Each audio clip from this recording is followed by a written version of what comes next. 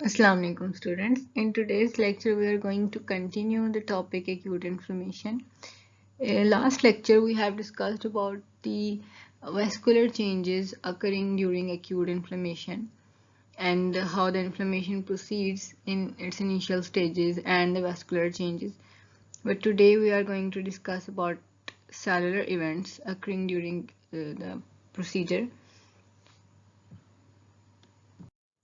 So the learning objectives of today's lecture are the cellular events occurring during acute inflammation means के हमारी जो acute inflammation के दौरान कौन कौन से सेल्स इन्वॉल्व हैं और वो किस तरह से अपने रोल प्ले कर रहे होते हैं specifically leukocytes white blood cells recruitment and their activation ये किस तरह से हो रहा होता है सारा काम एंड देन फेगोसाइटोसिस कि वो फिर फेगोसाइटोसिस का प्रोसेस कैसे होता है and then we are going to discuss about morphological patterns of acute inflammation which type of morphology हमें कौन कौन सी नज़र आ रही होती है and in last outcomes of acute inflammation ये क्या क्या रिजल्ट्स हो सकते हैं एक्यूट इन्फ्लेमेशन के नतीजे में सो सेलुलर इवेंट्स में leukocytes recruitment is the first step कि जब आपकी जो ब्लड वेसल्स में आपने चेंजेस पड़ी थी कि वो डायलेट होती हैं और फिर उनमें जो है स्पेसिस बन जाती हैं और हमने ये भी देखा था कि सेल्स वहाँ पर आना स्टार्ट हो जाते हैं ख़ास तौर पर ल्यूकोसाइट्स और ल्यूकोसाइट रिक्रूटमेंट फिर along the wall of the blood vessel वो किस तरह से होती है कि कुछ स्टेप्स हैं जिन्हें हम स्टेप बाय स्टेप पढ़ते हैं मार्जिनेशन रोलिंग और tumbling and adhesion so margination में ये होता है कि जो ब्लड वेसल्स जहाँ पर ये इंजरी हुई है इन्फ्लेमेशन का प्रोसेस स्टार्ट हो गया है और वो डायलेट हो गई हैं उसका फ्लूइड भी वहाँ पे निकल गया हमने एक्सुडेट और ट्रांसुडेट को भी डिस्कस किया था तो ल्यूकोसाइट्स वहाँ एक्यूमुलेट होना स्टार्ट हो जाते हैं पहले तो वो पेरिफ्रीज ऑफ वेसल्स यानी कि वेसल्स की जो पेरिफ्रीज हैं वहाँ पर एक लेयर सी बना लेते हैं आकर जिसको हम कहते हैं margination that process is called margination then next क्या होता है रोलिंग या टम्बलिंग आप इसको नाम दे सकते हैं ये सेल बाइंड करते हैं फिर डिटैच होते हैं endothelial surface mediated by the action of E and P selectins in fact ये सारा प्रोसीजर ही बहुत सारे केमिकल मीडिएटर्स के उस पे के थ्रू ये सब चल रहा होता है ऑन देयर ओन सेल कुछ भी नहीं कर रहे होते बहुत सारे मीडिएटर्स इन्वॉल्व हैं केमिकल सब्सटेंसेस इन्वॉल्व हैं इनको पहली बात at the site of injury पे रिक्रूट करने पे बुलाने पे margination and then rolling and tumbling means के ये सेल्स एंडोथीलियल जो सरफेस है आपकी ब्लड वेसल के एंडोथीलियम की सरफेस सेल्स की उन पे कुछ रिसेप्टर्स होते हैं और कुछ इस तरह से वहाँ पे ये बाइंड करते हैं अटैच होते हैं उसके साथ सरफेस के साथ फिर ये डिटैच होते हैं तो ये एक ऐसे इम्प्रेशन होता है जैसे they are rolling along the wall of the vessel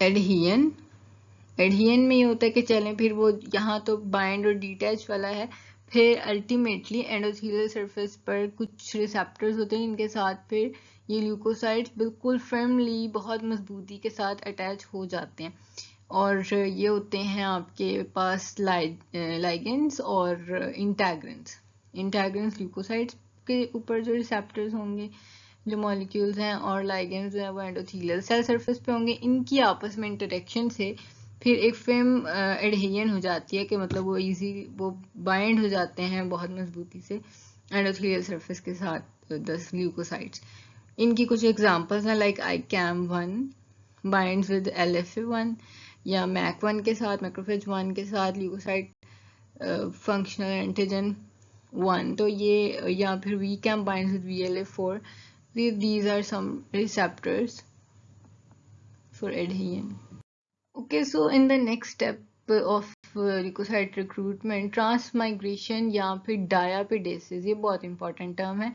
Diapedesis होती है कि ल्यूकोसाइट्स जब वहाँ बाइंड हुए उसके बाद उन्होंने आपकी जो एंडोथीलियम है उसको क्रॉस करके बाहर आ जाना है तो extravasation of leukocytes squeeze between cells mediated by PCAM1 and collagenases, मतलब ये वही केमिकल मीडिएटर्स हैं बहुत सारे जो इस प्रोसेस को हेल्प कर रहे होते हैं, मीडिएट कर रहे होते हैं।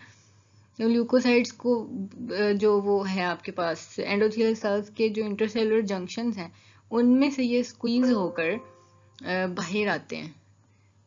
तो ये जो प्रोसेस है इनके बाहर आने का, ट्रांसमाइग्रेशन का, इसको कहते हैं diapedesis and this is how it's happened. Chemotaxis. What is chemotaxis? Chemotaxis simply means कि कुछ chemical substances की वजह से जो cells at the site of injury attract होते हैं, so that process is chemotaxis. Leukocytes move along chemical gradient. इसका ये मतलब है कि आखिर इनको कैसे पता चलता है सेल्स को कि हमने इसी साइट पर जाना है, तो वो डिफरेंट केमिकल्स वहाँ पर रिलीज हो रहे होते हैं, वहाँ मौजूद हैं जो इनको इन ग्लूकोसाइड्स को अपनी तरफ अट्रैक्ट करते हैं। और वो कौन से हैं? जैसे बहुत सारे बैक्टीरियल प्रोडक्ट्स ऐसे हैं, यानी जो इंजरी जिस जगह हुई है, इन्फ्लेमेशन का प्रोसेस हो रहा है, वहाँ किसी बैक्टीरिया ने अटैक किया और उसके कुछ प्रोडक्ट्स ऐसे हैं जिनकी वजह से leukocytes are attracting towards the site. और सम साइटोकाइंस जो कुछ सेल्स अपने अंदर से कुछ केमिकल्स रिलीज कर रहे हैं, कॉम्प्लीमेंट सिस्टम के कुछ कंपोनेंट्स हो सकते हैं, हम आगे डिस्कस करेंगे। मेटाबोलाइट्स ऑफ आर्किडोनिक एसिड, ये सब आगे डिटेल में डिस्कस करते हैं। Okay, this is the diagrammatic representation of leukocyte recruitment कह लें या डायबिटीज के, किस तरह से ल्यूकोसाइड्स जो हैं वो ब्लड वेसल्स में eight the site of injury आते हैं और फिर वो बाहर किस तरह निकलते हैं। तो आप देखें एक ल्यूकोसाइट है न्यूट्रोफिल, और ये आया, ये देखें पी सिलेक्टिन ई सिलेक्टिन रिसेप्टर्स हैं एंडोथेलियल सेल सरफेस पे, इनके पास इनके लिए रिसेप्टर्स मौजूद हैं, इंटेग्रिन्स वगैरह, और ये बाइंड करके साथ जा रहे हैं। तो शुरू में होता है कि ये डीटैच होते हैं, बाइंड होते हैं, तो वो एक रोलिंग का प्रोसेस होता है, एक साइड एक जगह से बाइंड हुआ, फिर आगे गया, फिर तो वो रोल करता हुआ अल्टीमेटली एक फर्म तरीके से बाइंड स्टेबल एडहियन होती है। ये रोलिंग है, देन स्टेबल एडहियन है, और उसके बाद ये स्क्वीज, ये देखें दो एंडोथेलियल सेल सरफेस के दरमियान में से स्क्वीज होके वो बाहर सेल जो है वो चला गया है, एक्सट्रावाइजेशन हो गई, दैट इज कॉल्ड डायपिडेसिस। और यहाँ पे अपना जो फंक्शन है उसको परफॉर्म करेगा, यानी कि phagocytosis. After leukocyte recruitment means कि जब leukocytes at the site of inflammation और इंजरी वहाँ पर पहुँच जाते हैं, then the process of phagocytosis begins. Phagocytosis can be defined as engulf or ingesting other cells or particles. Very simple definition.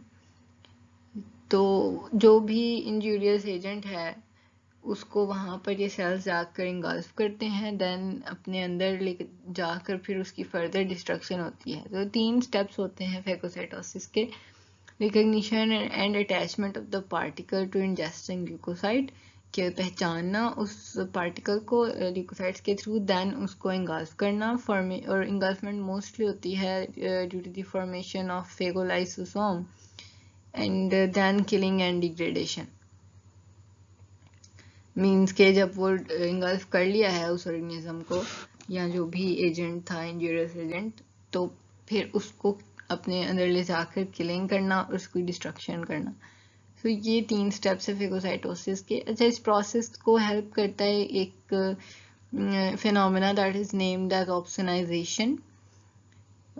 Coating of microbes with host proteins, mean के कोई भी जो हमारे अंदर प्रोटीन्स हैं कुछ खास, जैसे एंटीबॉडीज हो गई हमारी, या कॉम्प्लीमेंट प्रोटीन्स होती हैं कुछ C3, ये हमारे जो माइक्रोब्स हैं इनको आकर टैग कर देती हैं, मतलब इनके ऊपर ये आकर अटैच हो जाती हैं। तो इस तरह हमारे ल्यूकोसाइट्स को, इन एजेंट्स को, इन माइक्रो ऑर्गेनिजम्स को रिकग्नाइज करना बहुत ज़्यादा आसान हो जाता है।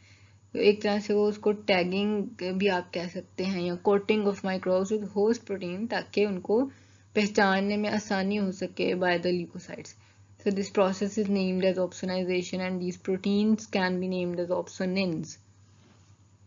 It's also important. किलिंग और डिग्रेडेशन के लिए जब फेगोसाइटोस कर लिया, इंगल्फमेंट हो गया माइक्रोब की, तो हमारे पास ल्यूकोसाइट्स में बहुत सारी, समझ लें there is so much weapons जो कि हमारे फेगोसाइट्स के पास हैं, जैसे कि ROS रिएक्टिव ऑक्सीजन स्पीशीज होती हैं, सुपर ऑक्साइड्स वगैरह जो हैं वो प्रोड्यूस होते हैं इसमें, और फिर वो उनको किल करते हैं। लाइसोसोमल एंजाइम्स, उनके लाइसोसोम्स हैं, वो उनमें ऐसे एंजाइम्स होते हैं। हाइड्रोजन पर ऑक्साइड, नाइट्रिक ऑक्साइड स्पीशीज है, नाइट्रिक ऑक्साइड की डिफरेंट स्पीशीज है, NADPH ऑक्सीडेज एंजाइम्स हैं, तो they all help in killing and degradation of the microbe. This is a diagrammatic representation of phagocytosis. So first step is recognition and attachment of microbe bind to phagocyte receptors. अब आप ये देखें, ये एक phagocytic receptor है, ये microbe है, ये इसके साथ bind हो गया है। जब binding हो गई है, then engulfment का process start होता है। वो किस तरह से होता है कि एक वैक्यूल फॉर्मेशन होती है, ये मेम्ब्रेन इधर से इन्वेजिनेट करती है और माइक्रोब को अपने अंदर इंगल्फ कर रही होती है। माइक्रोब इंजेस्टेड इन फेगोसोम, इसको हम फेगोसोम भी कहते हैं। मेम्ब्रेन के अंदर आपके पास माइक्रोब आ गया। अब क्या होता है कि फेगोसोम और जो आपके हमारे ल्यूकोसाइट्स के अंदर लाइसोसोम्स होते हैं ना, ऑर्गेनेल्स, वो आपस में फ्यूज हो जाते हैं। Fusion of phagosome with lysosome will form a structure named as phagolysosome, इसको हम फेगोलाइसोसोम कहेंगे। तो इस तरह से फेगोलाइसोसोम की फॉर्मेशन होती है, जो पीछे मैंने आपको बताया। अब फेगोलाइसोसोम में इस बैक्टीरिया के ऊपर ये जो सारे लाइसोसोमल एंजाइम्स हैं और जो भी इसमें है, जैसे ये आप देख रहे हैं नाइट्रिक ऑक्साइड स्पीशीज भी प्रोड्यूस होंगी, reactive oxygen species and all at, वो सब मिलकर इस माइक्रोब की किलिंग और डिग्रेडेशन कर देंगे। Morphological patterns of acute inflammation. The cellular events and the vascular changes, ये सब जो हो रहा होता है ड्यूरिंग इन्फ्लेमेशन, तो उसकी वजह से ऑब्वियसली हमारे जो सेल्स एंड टिश्यूज हैं उनकी मॉर्फोलॉजी पर इफेक्ट होता है। तो एक्यूट इन्फ्लेमेशन में जो मॉर्फोलॉजिकल चेंजेस के पैटर्न्स हमने देखे हैं, उसको हमने डिवाइड कर लिया अपनी आसानी के लिए into 4 classes, like serous inflammation है, fibrinous inflammation है, suppurative होती है, purulent भी कह सकते हैं उसको, and ulcer। हम इसको डिटेल में बारी बारी डिस्कस करते हैं कि इनमें क्या फ़र्क है। मॉर्फोलॉजिकल डिफरेंसेस होंगे और इनकी सिग्निफिकेंस ये है कि बहुत सारी इनके साथ फिर क्लिनिकल कंडीशंस एसोसिएटेड होती हैं, तो आपको डायग्नोसिस में या द कॉज को आइडेंटिफाई करने में इन्फ्लेमेशन के आसानी हो जाती है बहुत। In serious inflammation, there is excessive accumulation of fluid and the fluid is watery and have less protein content. Example की अगर बात करें तो जो स्किन ब्लिस्टर्स हैं, बर्न की वजह से बन जाते हैं, छाला जिसको आप कहते हैं आम जुबान में, उसमें बनने वाला फ्लूइड उसकी एग्जाम्पल हो सकता है। और इसके अलावा ये डिपेंड करता है कि क्या किस साइड पर इंजरी है और किस तरह की है, तो वो फ्लूइड का कंटेंट क्या होगा। But in general, the fluid in serous cavities is named as effusion. Fibrinous inflammation, इसमें क्या हो रहा होता है कि बहुत ज़्यादा, इतनी ज़्यादा वैस्कुलर परमिएबिलिटी हो जाती है कि exudation of fibrinogen even happens. Mean के आपको पता है लार्जर मॉलिक्यूल्स नहीं भी क्या कहते हैं उसको, वेसल्स को क्रॉस करते, लेकिन इसमें जो है fibrinogen is a large protein molecule और वो भी ब्लड वेसल्स को क्रॉस करके तो आपके पास उसमें चला जाता है एक्स्ट्रा वेस्कुलर, और इसकी वजह से वहाँ पर जो एक्सुडेट बनता है वो बहुत ज़्यादा प्रोटीनीशियस और फिब्रिनस होता है। तो उसको ख़त्म करने के लिए फिब्रिनोलाइसिस होती है और वो फिर इस तरह से रेजोल्यूशन की तरफ चला जाता है कि उस डेब्रिस को क्लियर किया जा रहा है, वहाँ से उस एक्सुडेट को मैक्रोफेजेस वगैरह आ जाते हैं और उसको क्लियर कर रहे होते हैं। बट अगर ऐसा ना हो और वहाँ पर ब्लड वेसल्स की आउटग्रोथ स्टार्ट हो जाए और थोड़ा सा प्रोसीजर जो है वो और ज़्यादा उसमें प्रॉब्लम आना स्टार्ट हो जाती है, so that is named as fibroblast growth, और ब्लड वेसल्स की ग्रोथ स्टार्ट हो जाए, that is named as organisation. And leading ultimately to scarring, कि आप देख रहे हैं कि जब अगर वो डेब्रेस वहाँ से क्लियर नहीं हो रहा तो फिर वहाँ फाइब्रोसिस, फाइब्रोब्लास्ट और ये सब आना स्टार्ट हो जाते हैं और उससे फिर एक स्कार बन जाता है। In suppurative or purulent inflammation, accumulation of neutrophilic leukocytes happen. It does mean that in this type of inflammation, formation of pus occurs, and mostly pus formation की जो वजह है वो आपके पास पायोजेनिक बैक्टीरियाज ही होते हैं. Abscess is a term used for the localized collection of pus by seeding of pyogenic organism. Mean कि एक certain जगह पर एक localized, एक focal एरिया है जहाँ पर वो पस बन चुकी है, तो उसको आप एब्सेस कह सकते हैं. और इसमें सेंट्रल एक रीजन होता है जिसके इर्द गिर्द न्यूट्रोफिल्स जो हैं वो उसको राइम किए हुए होते हैं. एंड इसमें आउटकम जो है वो स्कारिंग की तरफ ही जो है वो जा सकता है प्रोसेस.